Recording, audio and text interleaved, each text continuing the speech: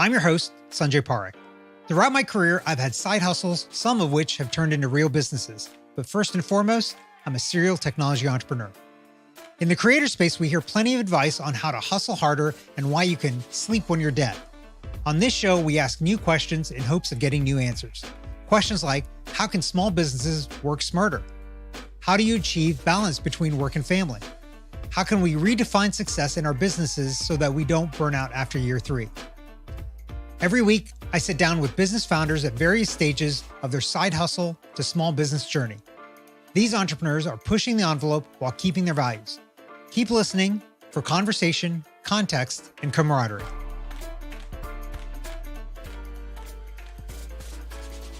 Since 2012, Dr. Karen Jacobson has served as the CEO of Aligned Leadership Academy. But before that, Dr. J accumulated a few other titles: Israeli military commander, competitive ballroom dancer, and chiropractor. Her varied experiences all contribute to how she runs her coaching business today. Here today to talk about her business, prioritizing wellness, and the power of mindset is Dr. J. Dr. Jacobson, welcome to the show. Well, thank you for having me here. So first up, look, you've got an incredible background. You've done a bunch of things, probably more things than one person does in a lifetime, and you've been in a bunch of different industries. I'd love for you to give us a little bit about your background and how you got to where you were and how you got to where you are now. Oh, that's like a load. Let's go on the short version. Definitely. And really the essence of what I focus on, whether it was when I had my chiropractic practice or whether with my consulting and leadership platform today, is about bringing out the best in people. It's all about creating high performance. So as a chiropractor, I used to use neuroscience and wellness, as well as really enhancing human potential, and working on mostly the physical side, where I got the emotional, mental, and mindset involved. At a certain point, when I shifted away from chiropractic into business consulting, it was more about working above the neck, working with people's mindset, with people's behavior, and really thought process, conscious and subconscious, to bring out the best in them. So I started off, I had a practice for 24 years, and somewhere around 2011, 2012, I added a second business, which was the consulting and at the time some coaching as well. And that was like my exit strategy to be able to leave and make a career shift at the time. Okay. So that's interesting. So you had your own practice. So were you the founder of that chiropractic practice that you were doing? Yes. Okay. Yes. I started my first chiropractic practice in 1992 back on the East Coast in New York. And I ran that practice for about 7 years. At the time, like my 7th year, I think, in practice, I was actually in a head-on collision. And that put me on disability for close to a year. So with that, Wow. Looking at how do I turn that around and create an opportunity, I decided to relocate. And I moved from the East Coast to the Southwest. I'm currently in Scottsdale, Arizona.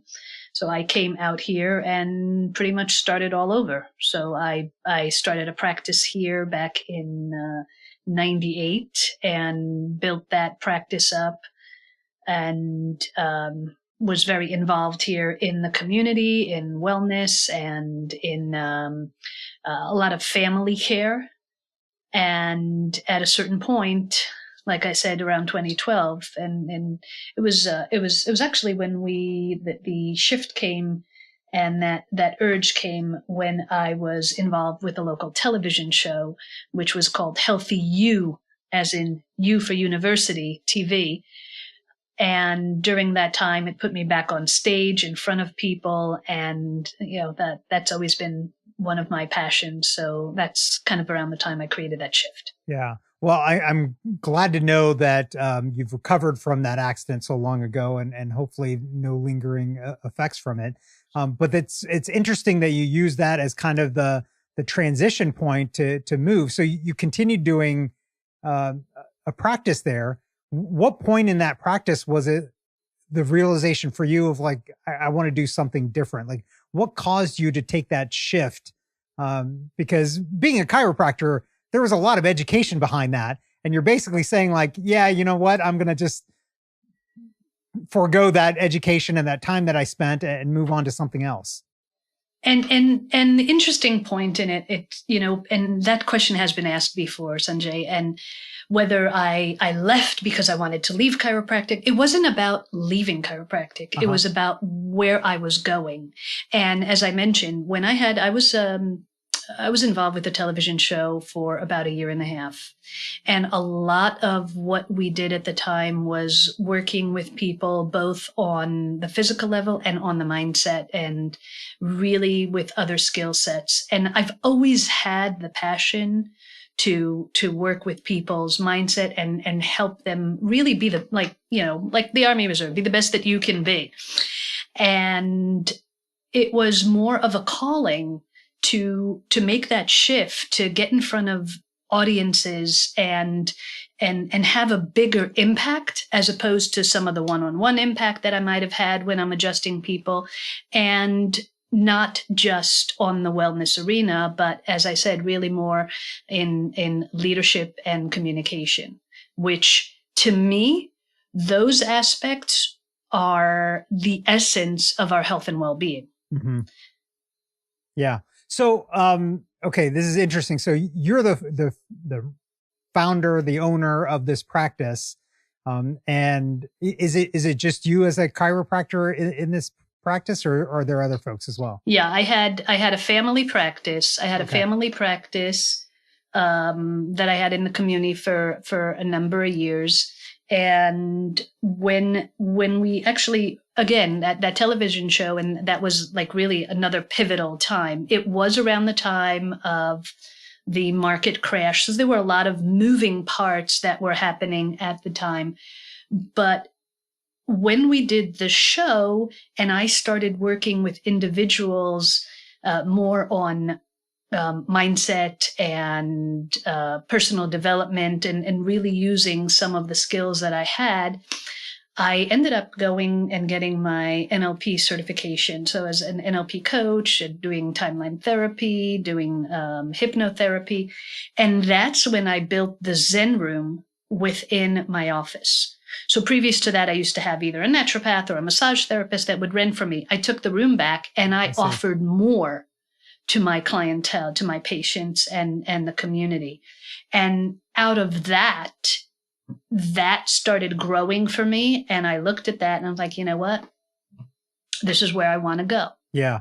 So, it was a side hustle, but you were doing it really as a part of your main hustle of the business, because you kind of carved out. So how was that in terms of balancing the time between the two? Were you just kind of leaving it open, and as people booked, that was basically your time? And then as you saw that shift happening, that this was more interesting, it was becoming bigger, that's when you decided like, hey, let's get rid of the chiropractic part of it and go all in? So in all honesty, when it came even to chiropractic, as much as I went ahead and built a practice after the car accident, I've got 2 plates, a dozen screws in my arm. Honestly, physically, as much as I built the practice, and I built it to a very nice level, even beyond the previous practice that I had in New York, it was becoming more challenging. And when I started what you would call, the side hustle, which was just started off as an additional service, I was very clear in dividing them. It had the business had a separate name, had separate bank accounts. It literally was within the same office. I had 2 businesses, and I allowed it to develop organically. If I had patients that would come in and wanted to do some individual work, some coaching, some timeline therapy, then I would put them on a program. If I had people from the outside that wanted coaching but did not necessarily opt for the chiropractic care, I would do that. And so I divided my time, and mostly I had my regular practice days, and on some of the off hours, I would run the second business and do the coaching. And I started off originally with individual coaching with more personal development. And at a certain point, as that started growing, the desire to really step up more was growing within me. And that's when I had to weigh. And it wasn't an easy choice. Right. It was not like, hey, I could just, toss chiropractic and go, because it is a lifestyle for me. It is something that to this day I still embrace. I will send anyone to a chiropractor. But it became a point where when I wanted to reach a bigger audience, I knew my direction had to change. Yeah. Yeah. Do you miss being a chiropractor? I'm assuming you're not, unless for like family and friends, you're not doing anything. I miss aspects of it. Yeah. I also left at a time when they were making a lot of changes. I had started where honestly we had a lot more freedom to practice wellness. And when I left, it was when we started encountering a lot more red tape and a lot more control in how we are, quote unquote, allowed to practice. So it's interesting. Like, there's not a lot of people, I think, that have already a good small business like you did, and then start a side hustle and then transition into that. So I'm wondering, was this your first, like starting these practices, the one in New York and then the one in Arizona, was that the first time you'd done anything entrepreneurial? Or was there anything when you were younger, or were there examples within the family? And have you like seen this, or is this really kind of the first time? I mean, not the first time now, it's been 3 times really. Well, I started off, at about 11, I started my babysitting empire. Okay. So when I grew up in Israel, I had started off as a mother's helper. Where when my neighbor was home with her young child, she wanted to do things, so I would come and watch the kid. Right. And word got out.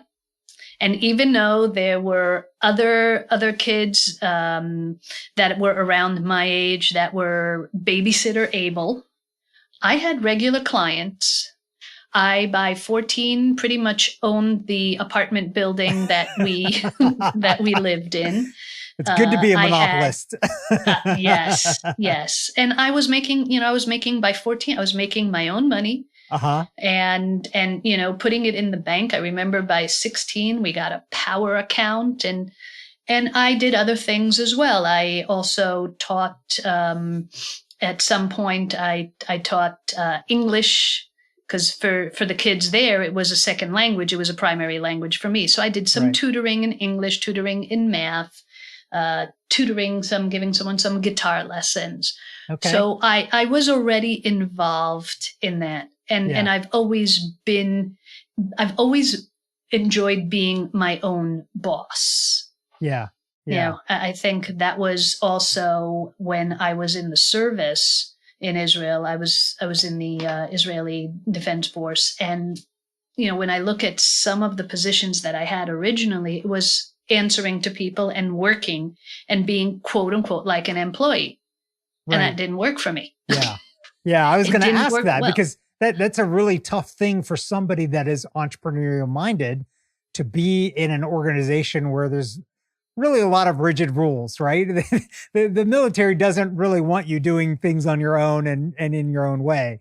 And so what was that experience like? I mean, you spent a couple of years there, like how did you get through that? I imagine for me, it would be very tough.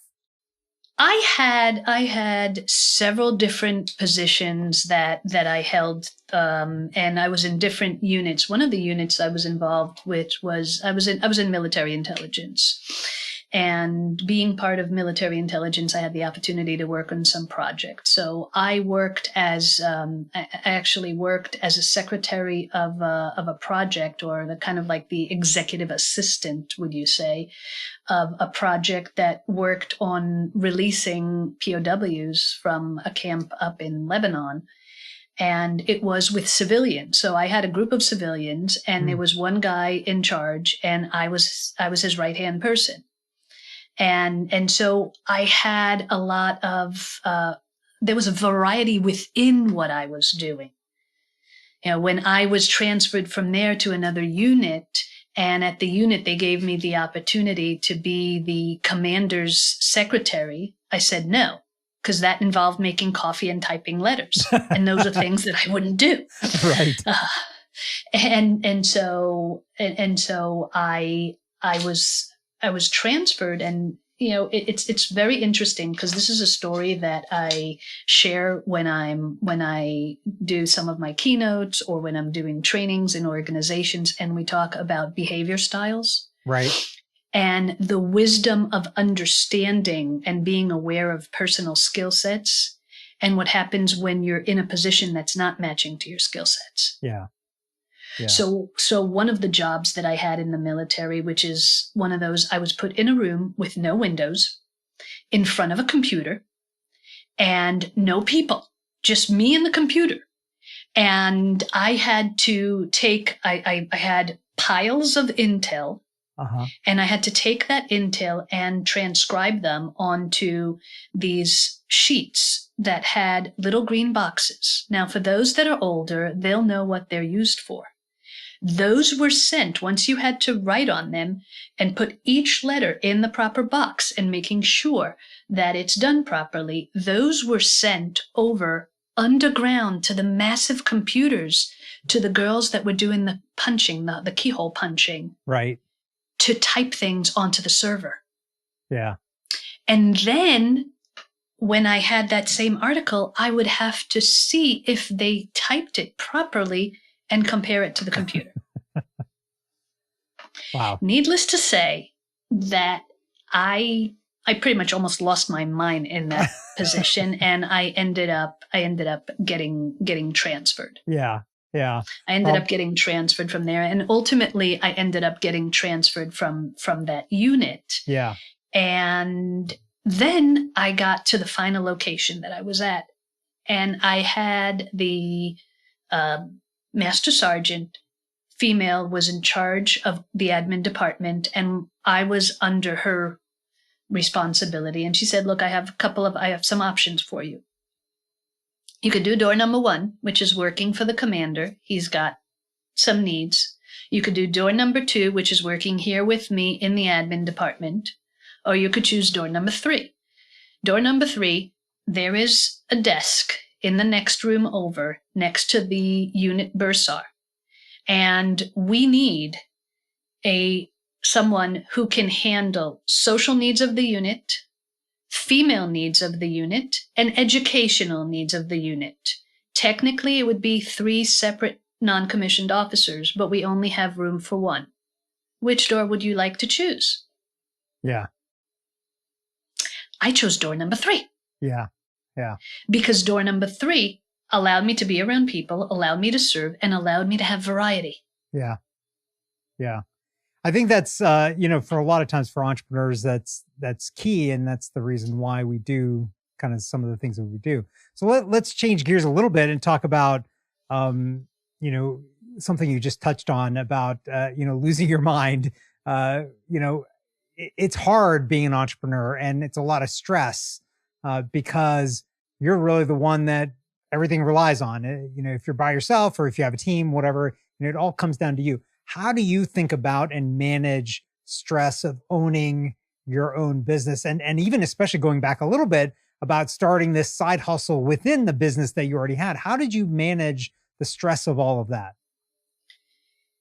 Systems, organization, discipline, and structure. Okay. So let's back that up with discipline. One of the things that you'll hear lots of entrepreneurs talking about is mastering your day. And I've had personal rituals that I've been practicing for decades. It would start, and it doesn't matter, by the way, whether I'm home, whether I change the time that I start my day, whether it's a weekend, I still have that same ritual. I just kind of adjust it to what's necessary. Yeah. And so I'll wake up and I'll do my meditation. I'll do some type of reading, something inspirational to feed my mind and feed my soul, and then I'll work out. And I start my day with a workout, in order to build energy within my body. And then once I do that, very often, depending whether I'm working out at home, then I'll actually put something educational on in the background to, again, while I'm creating that energy to feed my mind. Right. And if I'm working out, if I'm walking outdoors, I might listen to a podcast. I might listen to a program. And then after that, I start getting ready for the day. Yeah. So really making sure that I take ownership of my own skills and center myself before I start my day. And the aspect of centering is so essential because it's very easy to get overwhelmed. Yeah. Yeah. I have a calendar that is multicolored, set up to the different things that I'm doing, and everything is planned. It doesn't mean that there's not room for flexibility if something comes up, but there has to be a structure. Yeah. There has to be some type of organization. Knowing who the team is around me that can support me. I've got a bookkeeper, I've got an attorney, I've got an accountant, I've got mentors, I've got, friends to lean on, I've got people to brainstorm with. For an entrepreneur, it can be a very lonely journey. Yep. You have to build that support group around you. Yep. And create balance. One of my biggest mistakes and one of the reasons why I had made major shifts moving from having my chiropractic practice to changing the way I operate my life in this platform is that I will say, admittedly, I lived the hustle. I pretty much didn't have anything else for many times. I was so engaged in my work 24/7 that other things fell by the wayside. Okay. When I added, and some of the shift happened when I added the ballroom dancing, that I was also very engaged in that as part of my outlet. You have to have some type of an outlet to be able to reduce the stress. Yeah. Yeah. So let's change gears a little bit and see if we can give some advice to the listeners. You do talks on leadership, and obviously our audience is made up of people that are starting companies and leading companies. What's like one of the biggest mistakes or challenges that you've seen when you do these talks in terms of audience, and what are the things that they could do to alleviate those issues or do better in terms of leading their organizations? Yes. Yeah. And it's funny. I just was talking to somebody yesterday, and I was talking about the one word that a leader really would benefit from. And it's the word no. Because I compare my journey in the earlier years. Hey, Karen, can you sit on this committee? Hey, Karen, can you do this? Hey, Karen.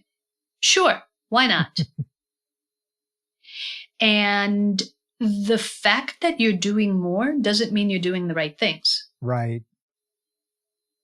Okay. I would say incorporate into your life some type of activity that would allow you to give back.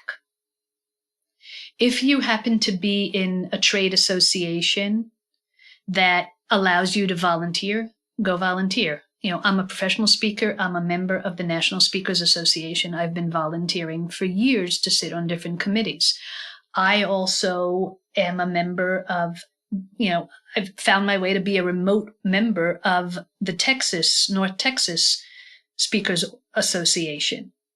I run the hybrid meetings remotely I volunteer my time. It allows me to connect with other people and allows me to build some friendships, because whether you're a consultant, whether you're a business owner, whether you're a speaker, as an entrepreneur, even if you have a team, you're still the owner. And that journey can be lonely. So find the peer group that can support you. One of the things I think happens, and I think what you just said, I'm definitely guilty of not saying no enough. I think one of the things that happens for a lot of people is that fear of missing out, right? The FOMO of, well, what if I say yes to this and it leads to something?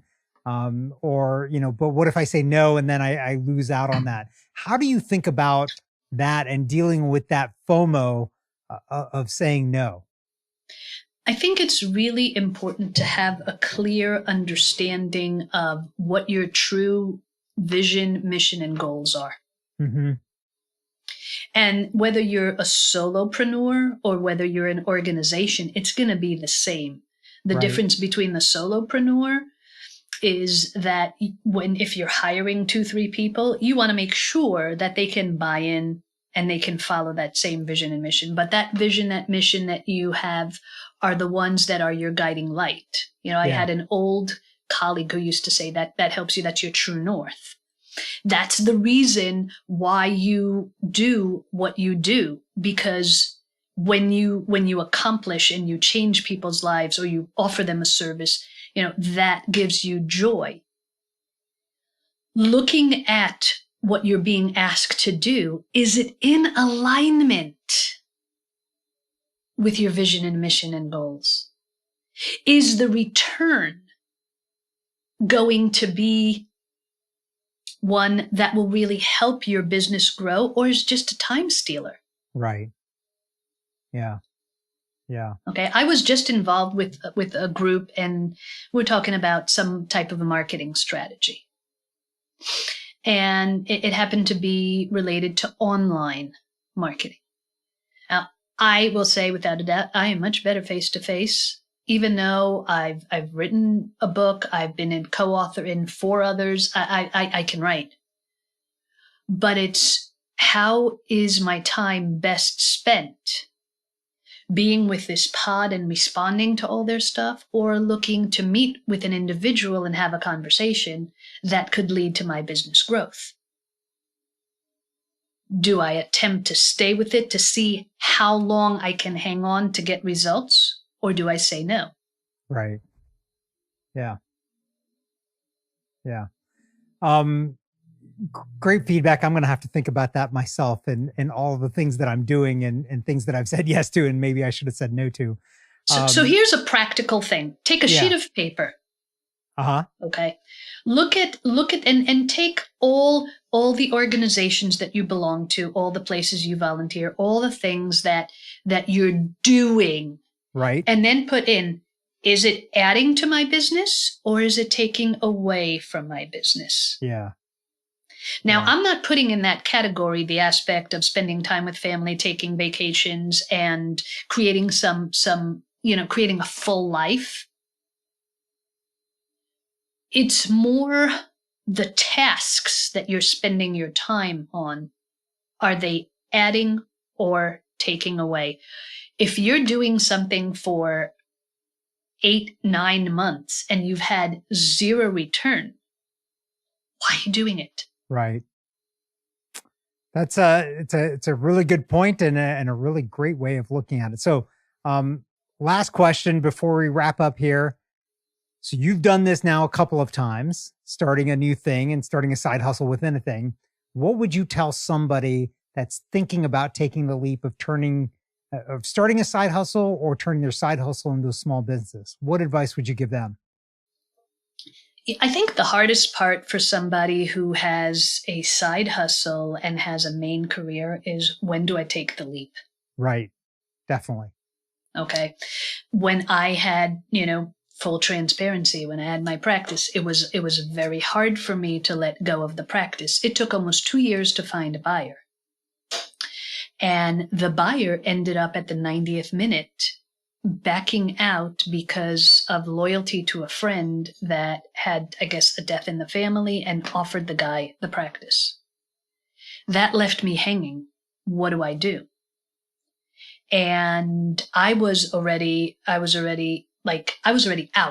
and there was no way, because it was at the end of a lease for me. Yeah. And there was no way I was going to sign another 3 to 5 year lease. Right. And I ended up with a fire sale that didn't yield anything. So in all honesty, I ended up losing the practice. Yeah. That I spent years building. Yeah. And I took the people that were left and I moved into a colleague's office so I can continue to serve them for a period of time. And I was attempting at that point to work both of the businesses, where my intention was growing the new side hustle, turning it into main and allowing the other one. Well, they ended up becoming both side hustles. Yeah. And it wasn't, and I spent a while struggling like that. Yeah. And at the end of about a year and a half, I was sitting in the parking lot, and I just, like, a light bulb went on, and I just heard the voice, "Karen, you're done." It was about taking that leap of faith. Yeah. And I'm not saying, everyone's going to know when their leap of faith has to be, but there's going to be a time when you're going to have to make that decision. And I will say that if you have a side hustle that you're looking to step into and make it your main career, waiting until your current business is going to get better probably won't happen. It's kind of whatever plan you have may not be the plan that God has. It might go in a very different direction. And I've had that experience more than once. If you have a career and you're moving from corporate and you have a side hustle, then just make sure that maybe you do some advanced planning and know that you have maybe 6 months of expenses before you jump and make that leap. Yeah. But when you are in that side hustle full-time, mind, body, and spirit, that's when it's going to grow. Yep, exactly. Okay, Dr. J, this has been fantastic. Where can our listeners find and connect with you? I am online everywhere. Although we did say everywhere but TikTok. Haven't done that. If you go online, whether it's my website, whether it's Facebook or Twitter or LinkedIn, it's all under Dr. Karen Jacobson with a Jacobson. There you go. Thanks a lot for being on the show today. Thank you. Thank you for listening to this week's episode of the Side Hustle to Small Business podcast, powered by Hiscox. To learn more about how Hiscox can help protect your small business through intelligent insurance solutions, visit hiscox.com. That's HISCOX.com. And if you have a story you want to hear on this podcast, please visit hiscox.com/share your story. I'm your host, Sanjay Parekh. You can find me on Twitter at Sanjay, that's SANJAY, or on my website at sanjayparekh.com.